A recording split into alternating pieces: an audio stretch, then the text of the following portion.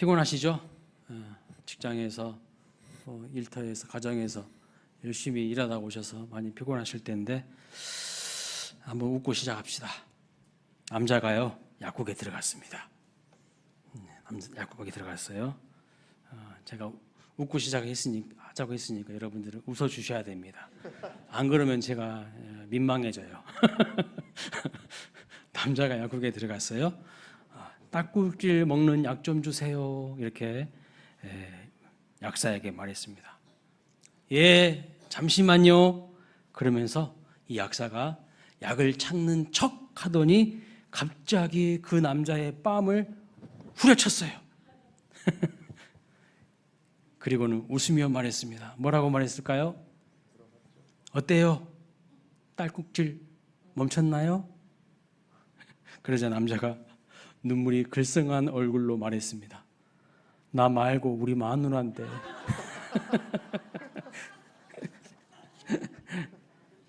나 말고 우리 마누라인데. 참 반응이 좋으시네요. 리액션이 있어. 자, 다윗이 골리앗을 상대하기 이전에 다윗의 마음을 무너뜨리게 하는 많은 방해가 있었습니다. 오늘도 이런 방해가 우리에게 동일하게 있어요. 우리의 마음을 무너지게 하는 많은 방해들이 있습니다. 자, 첫 번째 방해는 28절에 나오는데요. 다윗의 큰형 엘리압의 방해가 있었습니다. 28절 말씀 볼까요? 28절 읽어보겠습니다. 시작. 큰형 엘리압이 다윗이 사람들에게 하는 말을 들은지라 그가 다윗에게 노를 바라여 이르되 내가 어찌하여 이리로 내려왔느냐 들에 있는 양들을 누구에게 맡겼느냐 나는 내 교만과 내 마음의 완악함을 아노니 내가 전쟁을 구경하러 왔도다. 네, 아버지 이새의 심부름을 받아서 형들이 전쟁터에 잘 있는지를 보고 오라는 심부름 받아서 여기까지 고생해서 왔는데 큰형이라고 하는 사람이 하는 말 좀 보세요. 참 마음 상하게 하는 말을 내뱉고 있는 것을 볼 수가 있습니다. 여러분, 항상 이렇게 하나님의 일에는요 방해가 있어요. 방해가. 근데 여러분 누가 방해하는지 아십니까? 나하고 거리가 먼 사람이 방해하는 것이 아니라요, 나와 거리가 가까운 사람이 방해합니다. 서로 의지하고 서로 격려해 줘야 될 그 사이가 어떨 때는요 가장 큰 방해하는 사람이 되는 것을 볼 수가 있어요.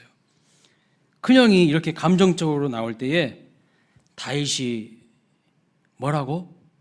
다시 한번 이야기해봐. 팔 걷어붙이고 형의 멱살을 잡았다면 어떻게 됐을까요? 아마 둘 다 영창에 끌려갔을 것입니다. 둘 다 감옥에 갔을 거예요. 골리앗과는요 싸워보지도 못하고 그냥 참 감옥 신세가 되었을 거예요. 이거 굉장히 지금 중요한 문제입니다. 마귀가 항상 우리를 이렇게 넘어뜨립니다. 마귀의 전략이 무엇인 줄 아세요? 우리끼리 치고받고 싸우게 만드는 거예요. 진정한 적과 싸우게 못하고요, 하지 못하고 우리끼리 막 감정 상하게 하고 우리끼리 토라지게 하고 우리끼리 치고받고 싸우게 만드는 거. 그 마귀의 작전이에요. 여러분, 사실 큰형이 정말 못났어요. 보면 큰형답지 않은 것을 볼 수가 있어요. 자초지종을 들어보지도 않고 그냥 일방적으로 동생을 무시합니다.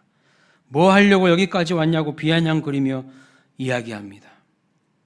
아버지의 심부름 온 것뿐인데 무슨 자격지심이 일이 많은지 오히려 큰형 엘리압이요 열등감이 많은 사람처럼 보입니다. 큰형 엘리압이 여기까지 오느라 고생했다. 아버지 어머니 잘 계시느냐?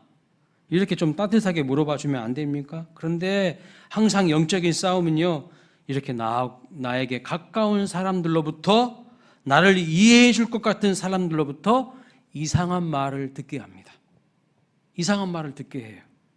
그리고 우리의 마음을요 팍 상하게 만들어버려요. 그래서 아무것도 하기 싫게 만드는 거예요. 그래서 해야 될 사명을 감당하지 못하게 하는 겁니다. 여러분의 마음을요 상하게 해요. 빈정상하게 만드는 겁니다.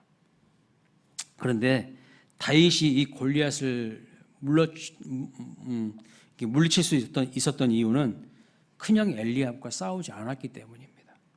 너무나 중요한 말씀입니다. 우리가 하나님의 일을 하려고 할 때에 꼭 이런 엘리압들이 있어요. 꼭 이런 엘리압들이 있다니까요. 그 엘리압이 내 남편일 수도 있고요, 내 아내일 수도 있고요, 내 자식들도 있을 수 있고요, 교회에서 나하고 친한 내가 의지했던 분일 수도 있습니다. 그때 엘리압과 싸우지 마시기 바랍니다. 엉뚱한 대상 붙들고요 싸우지 마시기 바랍니다. 30절 말씀 보세요. 이렇게 말합니다. 다윗이 돌아서죠. 돌아서서 다른 사람을 향하여 전과 같이 말하며 백성이 전과 같이 대답하니라. 감정적으로 나오는 형과 부딪히면 어떻게 될까요? 진짜 싸워야 될 대상을 놓치는 거예요. 진짜 해결해야 될 목표를 놓치는 것입니다. 여러분, 상대방이 감정적으로 나온다 해서 나도 감정적으로 나오면요 문제는 더 복잡해지고 심각해질 뿐입니다. 다윗이 지혜롭게 형과 싸우지 않고 돌아섰기 때문에 결국 싸워야 할 대상인 골리앗 앞에 당당히 설 수 있게 된 것이죠. 우리에게 주시는 메시지가 무엇입니까? 나와 가까운 사람이 나의 감정을 격동시키더라도 거기에 휘말리면 하나님이 원하시는 그 아름다운 일들을 하지 못한다는 거예요. 하나님의 큰 일과 새 일을 하기를 원한다면 자꾸 감정적으로 대하지 말아야 됩니다. 감정을 잘 다스리는 훈련이 돼야 된다는 거예요. 근데 어떤 분들은요, 누가 조금 무슨 말 하면요 마음이 그냥 상해가지고 뭐 하던 것도 그냥 내팽개 쳐버려요. 안 해. 훈련이 필요합니다. 내 감정을 잘 컨트롤할 수 있는 훈련이 필요해요. 두 번째 장애는 무엇이냐면 33절에 보시면요, 사울이에요. 사울. 왕이죠, 왕. 33절 같이 한번 읽어보겠습니다. 시작. 사울이 다윗에게 이르되 내가 가서 저 블레셋 사람과 싸울 수 없으리니 너는 소년이요 그는 어려서부터 용사임이니라. 지금 사울 왕이 다윗에게 무슨 말을 하는 것입니까? 사울이요 낙담하게 하는 말을 하는 거예요. 낙담하는, 용기를 확 꺾어버리고 있어요. 지금 우리가 인생을 살아가다 보면 이런 부정적인 말을 많이 듣게 됩니다. 너는 할 수 없어. 응? 너에게는 그것은 너무 큰 일이야. 그 문제는 너무 어려운 문제야. 이때 이 방해를 여러분 다윗이 어떻게 해결합니까? 어떻게 해결해요? 자기가 경험한 간증을 이야기하는 거예요. 이게 바로 할 수 있다는 증거가 되는 겁니다. 내가 양을 칠 때에 사자나 곰, 그들이 양을 물고 가도, 양을 훔쳐가도 내가 쫓아가서 물리쳤다, 이렇게 구해냈다 이야기하는 것을 볼 수가 있어요. 곰이 잡아가도 내가 쫓아가서 구해냈다. 그러니까 일상의 삶 속에서 하나님이 행하신 은혜를 노래하는 거예요. 그것을 간증하는 겁니다. 그런데 여러분, 내가 한 것이 중요한 것이 아니고 37절 말씀 보면 이렇게 다윗이 고백합니다. 읽어볼까요? 시작. 여호와께서 나의 사자의 발톱과 곰의 발톱에서 건져내셨은즉 나를 이 블레셋 사람의 손에서도 건져내시리이다. 내가 했다고 나를 막 드러내는 것이 아니라요, 여호와께서 나를 사자의 발톱과 곰의 발톱에서도 건져내셨다. 그러니 이 할례 받지 못한 블레셋 사람의 손에서도 나를 능히 건져내실 것이다 라고 담대히 외치는 것을 볼 수가 있습니다. 하나님을 높이고 하나님이 어떻게 하셨는지를 드러내는 거예요. 자꾸 사람들이요 여러분을 무시해요. 여러분을 막 비교하고요, 여러분이 용기를 갖지 못하도록 낙담하는 막 이야기를 합니다. 그때 여러분들 어떤 고백을 해야 됩니까? 맞아요, 나는 그렇게 훌륭한 사람이 못 돼요. 그런데 하나님은요 어떤 분이신 줄 아세요? 나를 지키시고 나를 보호하시고 나와 함께 하시는 분이십니다. 이런 담대한 믿음의 고백이 있으시길 바랍니다. 그리고 여러분의 삶 속에서 지금까지 하나님이 어떻게 하셨는가를 당당하게 증거하시기 바랍니다. 여러분, 우리가 하나님의 일을 하려고 할 때에, 하나님의 큰 일과 새 일을 하려고 할 때에 누군가가 여러분을 낙심하게 하는 말을 하고요, 용기를 확 꺾어버리는 말을 할 때에 그 말에 고분고분 동의하지 마시고 여러분이 하나님을 경험한 그 증거를 꺼내시기를 바랍니다. 믿음의 증거를 보여주시기 바랍니다. 하나님께서 이런 상황 가운데서도, 이런 어려운 상황 가운데서도 우리 삶 속에 행하신 그 은혜를 드러내시기를 바랍니다. 그것을 붙드시는 저와 여러분 되시기를 축복합니다. 그 은혜를요, 공동체에서, 다락방에서 나누는 거예요. 자꾸 그 은혜를 들어야만 우리가 용기가 생겨요. 그것이 다른 사람들에게도 용기를 주고 삶에 희망을 주는 것입니다. 결국 다윗의 이 말을 듣고 어떻게 됩니까? 사울 왕이 다윗을 골리앗에게 싸우도록 보내는 것을 볼 수가 있어요. 그래서 여러분 잠언 16장 32절에 아주 중요한 말씀을 합니다. 읽어볼까요? 시작. 노하기를 더디하는 자는 용사보다 낫고 자기의 마음을 다스리는 자는 성을 빼앗는 자보다 나으니라. 그렇습니다. 자기의 마음을 잘 다스릴 수 있어야 돼요. 우리의 마음을 뒤흔드는 많은 방해들이 있어요. 감정을 상하게 하고요. 하나님 일하지 못하게 하고요. 많은 방해가 있어요. 그래서 자기의 마음을요, 말씀과 기도를 통해서 다스리는 그 훈련을 잘 해야 됩니다. 그래야만 우리가 승리하는 삶을 살아갈 수가 있는 것이죠. 자, 세 번째, 아주 교묘한 방해가 있습니다. 아주 교묘한 방해가 있어요. 이 방해는요, 얼핏 보면은 그냥 대단히 호의적인 방식으로 보입니다. 상당히 배려하는 것처럼 보인다는 것이죠. 상대방을 대단히 생각하는 것처럼 보이지만 사실은 그것이 방해예요. 무엇이냐면 38절과 39절을 보면 사울이 다윗에게 뭘 입혀줍니까? 자기의 갑옷을요, 자기의 군복을 입혀줍니다. 노투구를 씌워줍니다. 사울 왕이 자기 갑옷을 입고 가라고 말하고 있어요. 얼핏 보면 이건 대단히 배려하는 것처럼 보입니다. 대단히 호의를 지금 베푸는 것처럼 보입니다. 그런데 여러분, 이것도 굉장한 방해입니다. 교묘한 방해입니다. 자, 첫 번째 방해는 어떤 방해였어요? 큰형 엘리압의 방해였습니다. 나와 가까운 사람을 통해서 내 감정을요, 격동시키는 거예요. 정말 싸워야 될 대상 앞에 나아가지 못하도록 엉뚱한 대상 붙들고 싸우게 만드는 겁니다. 두 번째 방해는요, 우리를 낙심시키는 방해인데 다윗과 골리앗을 비교하면서 낙심하게 하는 말들로 기를 확 죽이는 거예요. 기를 확 죽이게 해요. 여러분의 기를요, 확 죽여버려. 어디 지방대에 나온 것이 까불고 있냐고. 확 여러분의 기를 죽인다니까요. 어디 월급 200만 원도 못 받은 것이 까불고 있냐고. 여러분의 기름 팍 죽여요. 그런 걸로 그냥 좌절하고 스스로 그냥 넘어지게 만들어요. 세 번째 방해가 뭡니까? 대단히 호의를 베풀고 대단히 배려해 주는 것 같은 방식으로 보이지만, 우리를 도와주는 것 같아 보이지만 사실 이것은 하나님의 방법이 아닌 세상의 방법으로 싸우라는 아주 교묘한 방법입니다. 세상의 방법으로 싸우라는 교묘한 방법이에요. 만약 다윗이 그래도 왕이 나한테 이렇게 좋은 군복을 주었으니까 그래도 입고 가야 되지 않을까? 여러분 한번 생각해 보세요. 다른 사람의 갑옷도 아니에요. 군복도 아니에요. 다른 사람의 무기도 아니에요. 왕이 쓰던 거예요. 왕은 최고잖아요. 최고. 최고의 갑옷과 군복과 무기예요. 그래서 왕이 나한테 준 건데 내가 이거 가지고 입고 가야 되지 않을까? 이 방법대로 싸워야 되지 않을까? 그렇게 했다가는요, 절대 이길 수가 없어요. 절대 이길 수가 없어요. 그는 세상의 방법을 거부하고 여호와의 이름을 가지고 물맷돌을 가지고 갔을 때 승리했다는 것을 기억하시기 바랍니다. 여러분, 우리가 또는 우리 교회가요, 어떻게 이 골리앗 같은 세상을 이길 수가 있을까요? 이 세상에서 승리할 수 있을까요? 자꾸 여러분 사울의 갑옷을 입으려고 하지 마세요. 여러분 자꾸 남에게요 사울의 갑옷을 입히려고도 하지 마세요. 실제로 우리 교회에서 있었던 일이에요. 그분이 우리 교회에 온 지도 얼마 안 됐는데 저한테 찾아와가지고 이렇게 이야기하더라고요.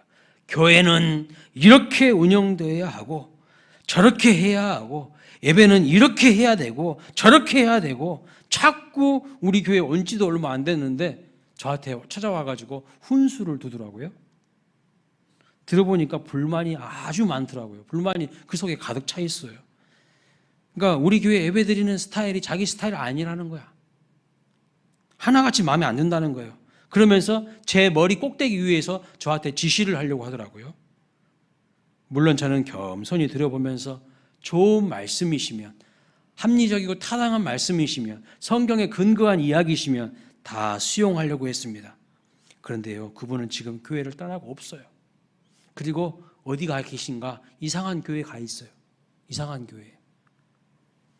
자기한테 맞지 않다고 이러쿵 저러쿵 하는 분들의 말을 들어보면요, 전부 세상의 방법으로 사울의 갑옷을 입히려고 해요. 사울의 갑옷을 입히려고 해요. 교만한 것입니다. 그래서 지는 거예요. 그래서 지는 거라고. 하나님은 우리에게 말씀과 기도라는 최고의 무기를 주셨거든요.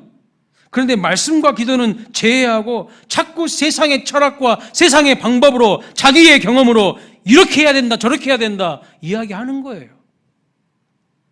여러분, 우리에게는 사울의 군복이 아니라 하나님께서 우리에게 주신 말씀과 기도가 있어요. 이 말씀과 기도를 제껴놓고 어떠한 방법으로 승리할 수 있을 줄로 압니까? 승리할 수 없어요. 모든 방해를 이겨내고요, 다윗이 무엇을 가지고 나아가느냐가 중요합니다. 무엇을 가지고, 지금 무엇을 가지고 가죠? 물맷돌 가지고 가는 것을 볼 수가 있어요. 이 물맷돌은 자기에게 익숙한 것입니다. 무슨 말이냐면 물맷돌 실력에 다윗이 자신이 있었다는 것이죠. 여러분, 실제로 사사기를 보면 베냐민 족속의 왼손잡이인데 물맷돌로 던지면 조금도 빗나가지 않는 용사들이 700명 있었다는 성경의 기록도 있어요. 그러니까 물맷돌은 당시 아주 중요한 무기였다는 것입니다. 그런데 다윗은 이 물맷돌이 익숙한 사람이었어요. 다윗이 만약 그래도 왕이 나한테 이 군복을, 다윗이 하나님의 사람이고 하나님의 이름을 의지하여서 나아갔지만 하나님은 다윗의 그 믿음과 함께 다윗의 물맷돌 실력도 쓰셨다는 것이 정말 중요합니다. 분명 다윗은 하나님의 이름으로 나아갔어요. 그런데 아무것도 없이 나아간 것이 아니라 그 손에 물맷돌 실력을 가지고 나아간 것이 중요합니다. 여러분, 우리가 골리앗이라는 이 문제를 예수의 이름을 가지고 하나님의 이름을 가지고 나가서 승리해야 되지만 그 말은요, 내가 마땅히 준비해야 될 실력 쌓는 것을 안 해도 된다는 뜻은 아닙니다. 어떤 분들은요, 자기는 하나도 준비가 안 됐어요. 자기는 아무것도 노력도 하지 않아요. 그리고 하나님이 다 알아서 해주신대. 그게 믿음일까요? 그게 믿음 없는 모습이에요.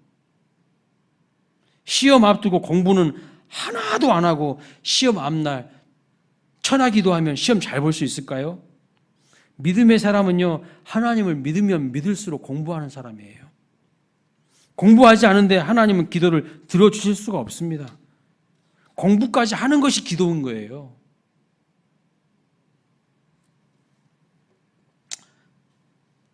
공부를 잘하게 해달라고 지혜를 달라고 기도하셨습니까?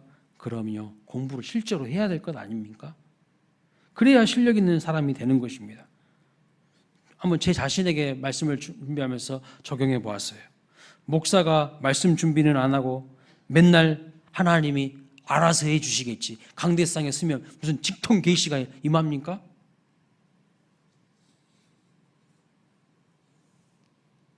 수요예배 때 우리 권사님 집사님들이 정말 은혜롭게 기도를 하시잖아요.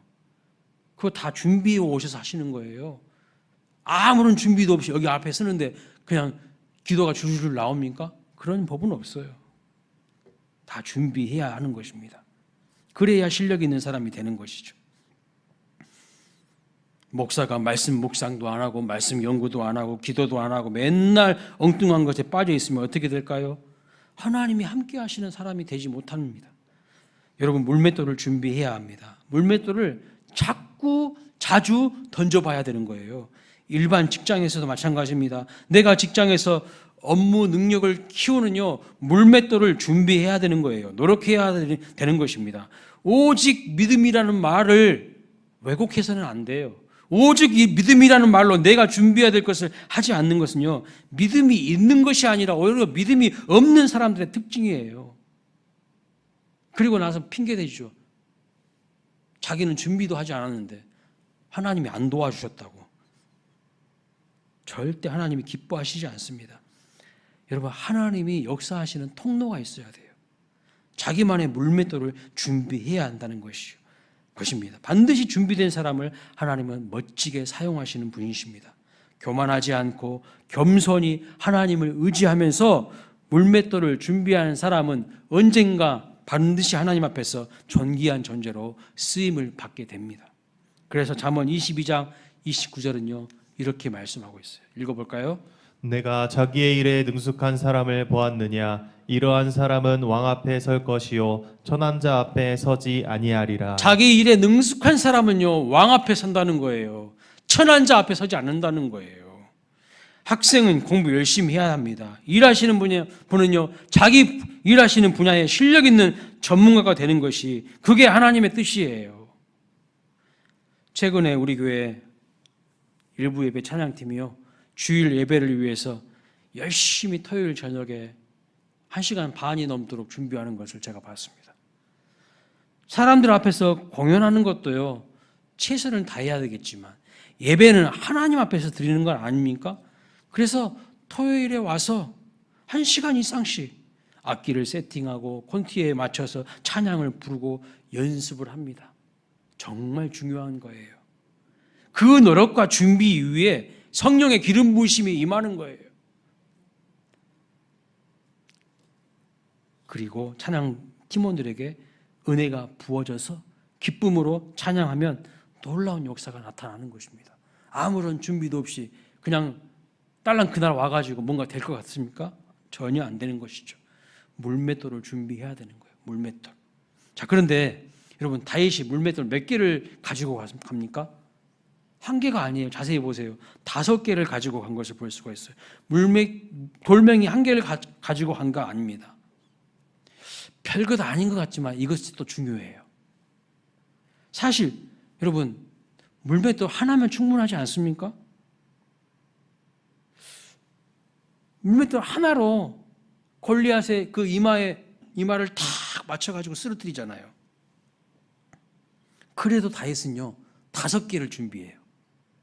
여러분 우리는 한국말 아주 잘하죠. 한국말 모국어니까 잘하잖아요. 그런데 영어, 중국어, 일본어, 독일어까지 5개 국어를 하면 어떻게 될까요? 훨씬 유능하게 쓰임받을 수가 있습니다. 물론 하나만 잘해도 괜찮습니다.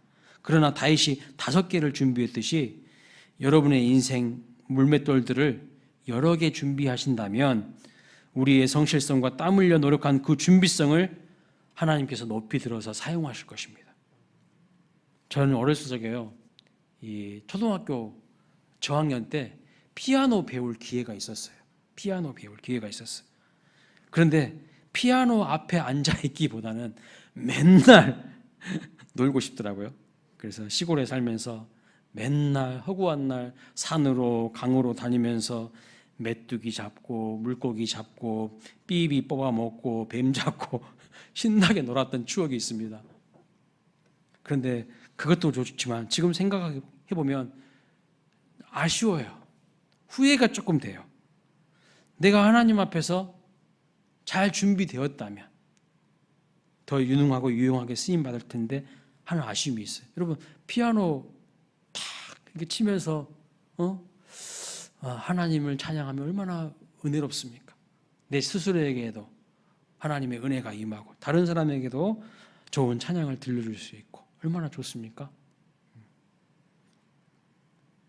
근데 놀다가 보니까 아무것도 못하는 거예요. 피아노 잘 칠 수 있는 기회를 다 놓쳐버린 거예요. 다윗은 분명 들에서 양을 치면서 돌팔매 이 실력이 많이 일취월장했을 것입니다. 그러나 그것을 의지하고 골리앗 앞으로 나아가는 것은 절대 아니에요. 내가 이만큼 준비했으니까 그것 의지하고 골리앗 앞으로 나간 것이 아닙니다. 이게 아주 중요합니다. 자기 실력을 믿고 나가면 큰 코 다치게 돼 있어요. 자기 실력을 믿고 나간 게 아니에요. 물론 다윗은요 실력이 있어요. 물맷돌 실력이 있다고요. 그런데 그것 믿고 나간 것이 절대 아닙니다. 자기 힘을 믿고 나가면 반드시 낭패를 당하게 됩니다. 내가 아무리 준비되어 있어도 하나님이 쓰시지 않으면요 그거 아무것도 아니에요. 그냥 그거 아무것도 아니라는 거예요. 사사기 4장에 보면 가나안 왕 야베는요 기손 강가에다가 철병거 900대를 준비시켰어요. 그러나 아무리 훌륭한 무기라고 할지라도 하나님께서 비를 내리셔가지고 그 기손강을요 범람시키셔서 철병거 900대를요 그 자리에서 그냥 고철덩어리 무용지물로 만들어 버리시는 것을 볼 수가 있어요. 아무리 인간적으로 뭔가를 준비했어도 교만하여서 하나님이 도와주시지 않으면요 하나님이 함께 하시지 않으면 그것은 훌륭한 무기가 아니라 오히려 골칫덩어리가 될 수도 있다는 거예요. 잘 준비하시기 바랍니다. 다윗은 물맷돌 5개 준비했어요. 평상시 일상의 삶 속에서 열심히 양치는 그 일 하다 보니까 물맷돌 실력이요 일치월장했습니다. 그런데 중요한 것은 그랬다고 해가지고 그 교만한 내 실력 믿고 나아갔다는 큰 코 다친다는 거예요. 다윗은 물맷돌 5개 들고 만군의 여호와의 이름을 의지하며 나아갑니다. 만군의 여호와의 이름을 의지하며 나아간 거예요. 전쟁은 여호와께 속한 것이라고 고백하면서 나아갑니다. 이것이 중요한 거예요. 우리가 준비하지만 결국 내 실력에 달려있는 것이 아니라 하나님이 하신다는 믿음을 고백하며 골리앗 앞으로 나아가는 것. 이것이 정말 중요한 거예요. 근데 많은 사람들이 자기 실력 믿고 나아가요. 여러분 입시 전쟁, 취업 전쟁, 우리 삶에 펼쳐지는 모든 전쟁이 여호와께 속해 있다는 것을 아시기 바랍니다. 우리가 준비해야 될 것은 준비해야 됩니다. 철저하게 준비해야 됩니다. 그러나 이 승리가요 칼과 창에 있지 아니하고 하나님께 있음을 믿으시기 바랍니다. 아슬아슬 이기는 것이 아니에요. 하나님은 멋지게 이기게 하십니다. 오늘 보십시오. 다윗이 얼마나 멋지게 승리합니까? 마지막으로 말씀을 마치면서 한 가지 중요한 말씀을 던집니다. 여러분 진짜 거인이 누구일까요? 오늘 본문 보시면서 진짜 거인이 누굽니까? 사무엘상 17장을 우리가 3주에 걸쳐서 살펴보았는데 골리앗이라고는 한 사람의 거인에 초점을 맞춥니다. 그런데 사실 오늘 본문에 등장하는 거인은요 3사람이에요. 3사람. 한 사람이 아니에요. 첫 번째 거인은 당연히 골리앗이죠. 그는 오늘날 기준으로 2m 90에서 3m가 넘어가는 거인입니다. 이 거인이 엘라 골짜기를 기준으로 하여서 한쪽에 탁 서 있어요. 그런데 사실 이 17장에는요 또 한 명의 거인이 있었어요. 그게 누구냐면 사울 왕입니다. 사울의 키에 대해서 성경 사무엘상 10장 23절에 이렇게 묘사하고 있습니다. 읽어볼까요? 시작. 그들이 달려가서 거기서 그를 데려오매 그가 백성 중에 서니 다른 사람보다 어깨 위만큼 컸더라. 어깨 위만큼 컸어요. 이 사울 왕도 거인이에요. 거인. 다른 사람보다 어깨 위가 큰 사람 거인 아니겠습니까? 우리는 골리앗만 거인이라고 생각하지만 사실은요 사울 왕도 거인입니다. 지금 엘라 골짜기를 사이에 두고 한쪽에서는 골리앗이라고 하는 거인이 또 다른 한쪽에서는 사울이라는 거인이 지금 서 있어요. 그런데 여러분 오늘 본문에는 사실 진짜 거인이 한 사람 등장하죠. 여러분 눈치채셨죠? 그는 다윗입니다. 사람들 눈에는 골리앗과 사울만 크게 보였어요. 왜냐하면 사람들은 온전히 용모와 신장만 보기 때문이죠. 그러나 중심을 보시는 하나님께서 보시기에는 누가 가장 큰 거인이었냐면 다윗이 가장 큰 거인이었어요. 작지만 진짜 영적 거인, 진짜 큰 거인은 다윗이었습니다. 골리앗과 사울이 많은 것 같은 이 세상 가운데서 우리가 정말 하나님 보시기에 진짜 큰 영적 거인 되시기를 주님의 이름으로 축원합니다. 여러분이 진짜 영적 거인 되시기를 바랍니다. 난쟁이 돼서는 안 돼요. 하나님 앞에서 영적 거인 되셔야 돼요. 근데 오늘날 하나님의 사람들이 전부 난쟁이야, 난쟁이. 아무 이런 힘이 없어. 아무런 준비성도 없고 믿음도 없어. 그럼 어떻게 될까요? 골리앗 앞에 그냥 끌려다니는 거죠. 벌벌 떠는 거죠. 자, 말씀을 마칩니다. 3주 동안 사무엘상 17장 여러 가지 메시지들을 말씀드렸습니다. 한번 총 정리해 보겠습니다. 여기 우리 17장에 나와 있는 여러 가지 메시지들을 다 정리해 보겠습니다. 첫째는요, 골리앗은 무슨 열매라고 말씀드렸어요? 불순종의 열매였어요. 불순종의 열매. 인생에서 만나는 골리앗과 같은 문제는요, 어쩌면 내가 과거에 심은 불순종의 열매일지 모릅니다. 부분적인 순종의 열매. 온전한 순종이 아닌 부분적인 순종이 가져온 열매일 수 있다는 것입니다. 그래서 과거의 나의 불순종이 오늘 나의 문제를 만들어질지 모릅니다. 두 번째, 용모와 신장을 보지 말라고 그랬죠. 하나님이 사무엘상 16장에서도 용모와 신장을 보지 말라고 사무엘 선지자에게 말합니다. 그런데 사람들은 다 용모와 신장만 봐요. 무슨 말이냐면 다 문제에만 집중하고 있어요. 문제보다 크신 하나님을 바라보아야 되는데 다 문제에만 빠져 있어요. 그리고 걱정, 근심, 염려를 사서 해요. 세 번째는 뭡니까? 하나님은 작은 일에 충성된 자를 반드시 사용하신다는 거예요. 다윗이 궁중 왕사가 되었어도 몇 안 되는 양떼를 치기 위해서 그 양떼를 충성스럽게 돌보는 것을 보고 이스라엘이라는 양떼의 목자로 하나님이 그를 사용하시는 것을 볼 수 있습니다. 왕이 되게 하시는 겁니다. 그러니까 여러분에게 맡겨진 그 작은 일을요, 우습게 여기지 마세요. 그것을 통해서 하나님이 어떻게 하시는가 지켜보는 거예요. 네 번째, 우리 앞에 놓인 골리앗과 같은 문제는 위기가 아니라 오히려 기회가 될 수 있다는 거예요. 자꾸 우리는 위기라고 합니다. 아니요, 오히려 그 위기를 통해서 우리가 더 성장할 수 있는 기회가 됩니다. 오히려 다윗이 이 위기를 통하여서 역사의 중앙 무대에 우뚝 세워지는 것을 볼 수 있어요. 그래서 모든 이스라엘 사람들이 뭐라고 하냐면 사울은 천천히요, 다윗은 만만이라고. 다윗이 중앙 무대로 탁, 무명의 다윗이요, 중앙 무대로 딱 등장하는 겁니다. 그 위기를 통해서. 다섯째, 이 전쟁은 어떤 전쟁이었다고 말씀드렸습니까? 말싸움, 말전쟁이라고 말씀드렸어요. 골리앗의 겁주는 말 때문에 이스라엘의 군대는요 40일간 아무것도 하지 못하고 두려움에 벌벌 떨었다는 사실입니다. 하지만 다윗이 시작한 그 믿음의 말 때문에 다윗은 골리앗 앞에 설 수 있었던 것을 볼 수 있습니다. 말이 중요해요. 내가 어떤 믿음의 말을 하는지, 내가 어떤 소망의 말을 하는지. 그래서 인생의 정쟁에서 말로 승리하는 거예요. 말로. 여섯 번째는요, 성경을 보시면 하나님께서 철저히 골리앗을 무시하는 것을 볼 수가 있어요. 여호와를 무시하는 골리앗을 성경이요 의도적으로 무시하는 것을 볼 수가 있어요. 하나님은 나를 존중히 여기는 자를 내가 존중히 여긴다고 말씀하셨어요. 그래서 다윗의 이름은요 계속 언급하면서 끊이지 않게 나옵니다. 골리앗의 이름은 단 2번밖에 안 나와요. 17장에서. 근데 다윗 왕의 이름은요 30번 나와요. 30. 다윗의 이름 30번이 나옵니다. 우리가 하나님이 기억하시는 이름이 되시기를 주님의 이름으로 축원합니다.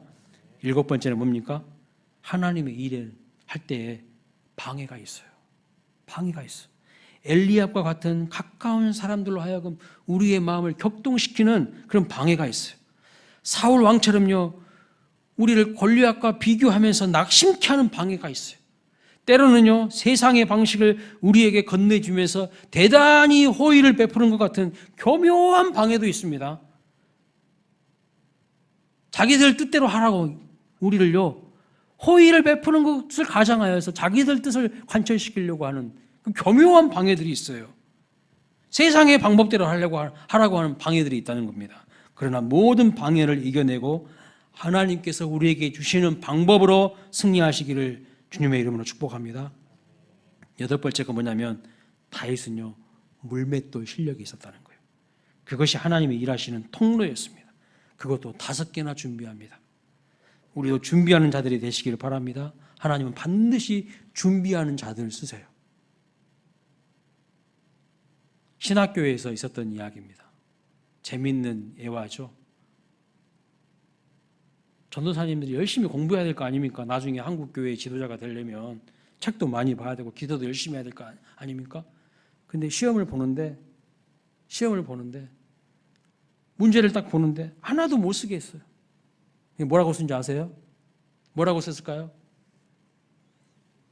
나는 모르지만 하나님은 다 아십니다. 이렇게 쓴 거예요. 교수님이 그걸 채점을 하는데 오, 대단한 믿음의 사람인데 그렇지, 겸손하구나. 자기는 모르지만 하나님은 다 아시니까. 그런데 거기다가 빨갛게 뭐라고 쓴지 아세요? 너는 빵점, 하나님은 100점. 오늘 우리가 이렇게 살아간다니까요. 나는 하나도 준비 안 하면서 왜 나를 안 쓰냐고. 네가 준비를 안 하니까 하나님 안 쓰지. 잘 준비해 보십시오. 하나님이 얼마나 멋지게 쓰시는데요. 얼마나 멋지게 쓰시는데요. 준비하셔야 돼요. 물맷돌 준비하시기 바랍니다. 9번째, 누가 거인입니까? 사울과 골리앗이 거인이 아니라 다윗이 하나님 보기에는 진짜 거인인 거예요. 하나님께서 우리를 보고 진짜 네가 바로 나의 충성스러운 거인이다, 이렇게 말씀해 주시기를 소망합니다. 늘 하나님과 동행하시는 영적 거인 되시기를 주님의 이름으로 축원드립니다. 아멘.